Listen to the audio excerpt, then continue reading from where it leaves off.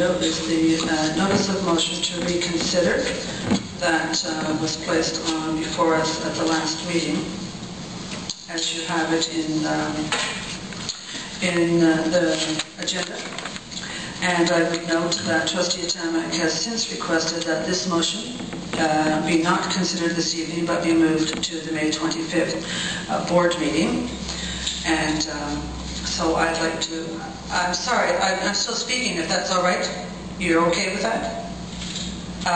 Is there something regarding the motion that you want to change now or disagree with what I've just said? I'd like to explain why it was deferred to the next meeting. I don't think it's necessary to explain. We're just accepting that it will be deferred until the next meeting. And I'm going to rule on the motion at this time that I think this motion is out of order. We have dealt with this issue in the past, and you will note that I have thought about it, and I've looked up the board notes rules, and I've looked up the motions that we've had in the past and the legislation.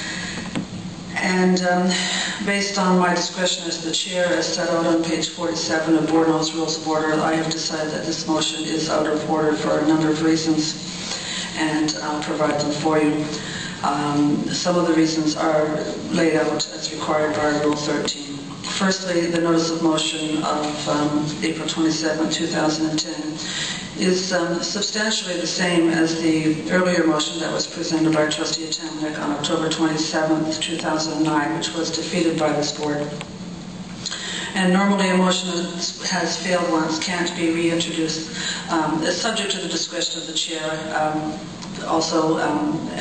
And if you need a copy, trustees, of that previous motion, I'll provide it with you, but I think you may recall what it was. The substance of this motion that was put forward again to be dealt with at the next meeting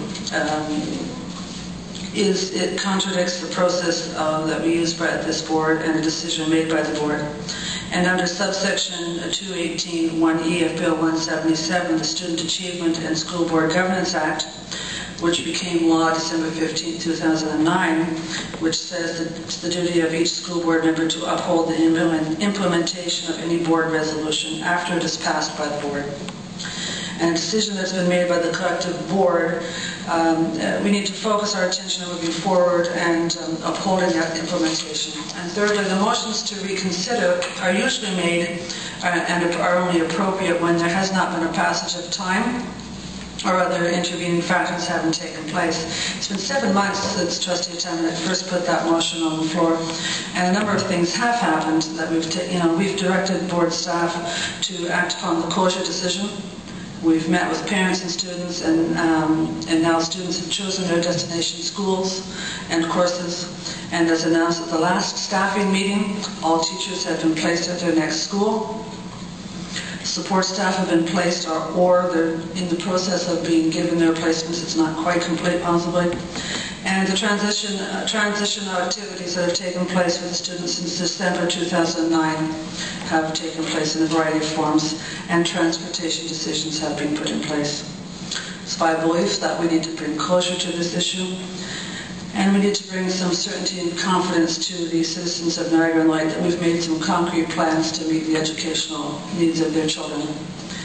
And it's not my belief that by continuing to bring this issue forward, we are not doing that. And for those reasons, I believe that this notice of motion that Trustee Atamanyk has placed forward for the next board meeting is out of order, and it will not be considered at the meeting or any future meeting.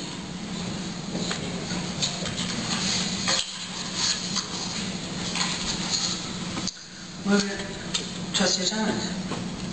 I'd like a copy of the reasons cited that my motion is out of order, please, because I haven't been able to hear it. Most certainly. Under information and proposals.